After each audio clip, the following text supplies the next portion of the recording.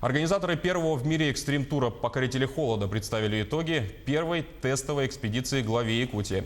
Также они рассказали Айсену Николаеву о планах на 2021-2022 годы. Проект уже стал медийным и привлек внимание российской и зарубежной аудитории. Тем самым он может стать визитной карточкой Якутии. Вторая туристическая экспедиция «Покорители холода» на Аймикон и Верхояне запланированы на январь-февраль 2021 года, когда в Якутии установится наиболее сильная и устойчивая низкая температура. Дальше этот проект будет развиваться и в количественном плане, то есть будет больше количество участников принимать в экспедиции, и в географическом плане. То есть он будет уже не 2 точки базовых экспедиций, а может быть 4, может быть 6 экспедиций. Да? И он будет наращиваться за счет привлечения других районов республики, которые в этом году не участвовали. Был только Верхоянский и Аймиконский.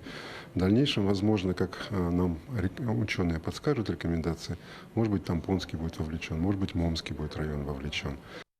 Проект, имеющий, безусловно, очень высокий экспортный потенциал. Он емкий очень имиджево, емкий медийно. Лидерство Якутии, как вот точки климатического экстремума, оно доказано. Да? Оно неоспоримо, оно подтверждено всеми научными изысканиями. И в этом плане продолжение вот этой вот, научной данности, ее раскрытие в конкретном туристическом продукте, да, вывод его на рынок и, собственно говоря, получение всех тех преференций от доходов от туризма, ощущение мультипликативного эффекта от туризма, который присутствует, да, вот этот продукт позволяет этой территории ощутить.